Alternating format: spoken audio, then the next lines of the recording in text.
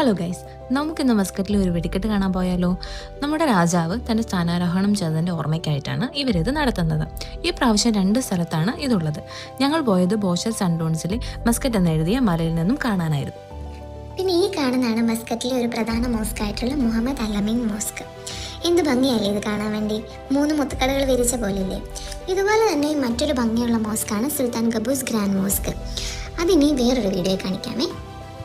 അങ്ങനെ ഞങ്ങൾ പോയിക്കൊണ്ടിരുന്നപ്പോൾ മുട്ടം ബ്ലോക്കിൽ പെട്ട് ഗൈസ്. ഇവിടെ ഇങ്ങനെയുള്ള പരിപാടികൾ ഉണ്ടാകുമ്പോൾ സർവ്വസാധാരണമാണ് ഈ ബ്ലോക്ക്. ഞങ്ങളവിടെ എത്തിയപ്പോഴേക്കും കുറേ പേർ ഓൾറെഡി ഇവിടെ വന്നിട്ടുണ്ടായിരുന്നു. നോർമലി ആൾക്കാർ നൈറ്റിൽ ക്യാമ്പ് ചെയ്യാൻ എത്തപ്പെടുന്ന ഒരു സ്ഥലമാണിത്. ഇവിടെ നിന്ന് ഓൾമോസ്റ്റ് മസ്കറ്റ് മൊത്തം കാണാൻ. പിന്നെ ഞാൻ പറഞ്ഞില്ലേ, കുറേ ആൾക്കാർ ഓൾറെഡി വന്നിട്ടുണ്ടെന്ന്. അവർ ഫാമിലി ആയിട്ട് ഫുഡൊക്കെ വന്ന് പ്രിപ്പയർ ചെയ്തിട്ട് ചില്ല് ചെയ്യുന്നൊരു സ്ഥലമാണ് ഇത്. മോസ്റ്റ്ലി നവംബർ ടു ഫെബ്രുവരിയാണ് ഇവിടുത്തെ തണുപ്പ് കൂടുതൽ. ആ ടൈമിലാണ് ഇവിടുത്തെ ആൾക്കാർ ഇങ്ങനെ ക്യാമ്പിങ്ങിന് ഇറങ്ങുന്നത്. ഫാമിലി ആയിട്ട് ഇങ്ങനെ ടൈം സ്പെൻഡ് ചെയ്യുന്നത് നല്ലതല്ലേ.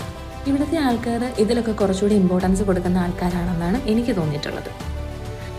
ആ മസ്കറ്റിൽ നിന്ന് കാണുന്നവിടെയാണ് ഫയർ വർക്ക്സ് നടക്കാൻ പോകുന്നത്. നാട്ടിലെ പള്ളിപ്പെരുന്നാളൊക്കെ കണ്ടിട്ടുള്ള നമുക്ക് ഇവിടെ ഇത് കാണുമ്പോൾ ശരിക്കും നൊസ്റ്റാൾജിയ വരുന്നുണ്ട്. ഇവിടെ നിന്ന് താഴേക്കുള്ള വ്യൂ ഭയങ്കര രസമാണ് കേട്ടോ. ഏകദേശം 8:30 ഫയർ വർക്ക്സ് സ്റ്റാർട്ട് ചെയ്യുമെന്ന് പറഞ്ഞിട്ടുള്ളത് കൊണ്ട് തന്നെ ഞങ്ങൾ ഏതെങ്കിലും സ്ഥലം കണ്ടുപിടിച്ച് അവിടെ അങ്ങ് ഇരുന്നു. ഗൈസ്, കൃത്യം 8:29 ആയപ്പോൾ അവർ ഫയർ വർക്ക് സ്റ്റാർട്ട് ചെയ്തു. വെയിറ്റ് ചെയ്ത് പെട്ടെന്ന് ഇത് കണ്ടപ്പോൾ എനിക്ക് ഭയങ്കര എക്സൈറ്റ്മെൻ്റ് ആയിരുന്നു.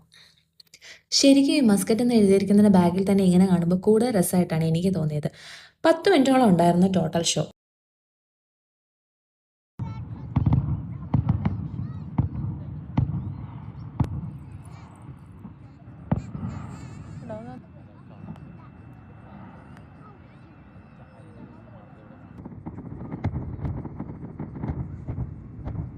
പാതിരാത്രി ഒത്തിരി വൈകി പള്ളിപ്പെരുന്നാളിലൊക്കെ ഇത് കാണാൻ വേണ്ടി വെയിറ്റ് ചെയ്തിരുന്ന ചൈൽഡ്ഹുഡൊക്കെ ഞാൻ ഇപ്പോൾ ഓർത്തുപോയി.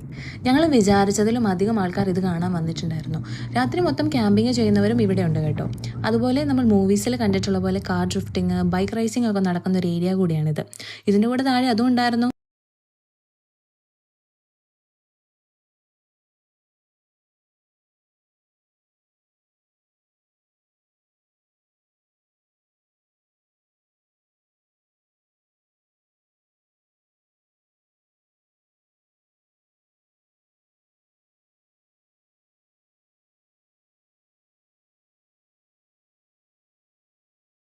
ബട്ട് ഗൈസ്, പോയ പോലുള്ള എക്സൈറ്റ്മെന്റ് അല്ലായിരുന്നു തിരിച്ചിറക്കം. മൺകൂനങ്ങളായതുകൊണ്ട് കാല് നിലത്തുറക്കുന്നില്ലായിരുന്നു.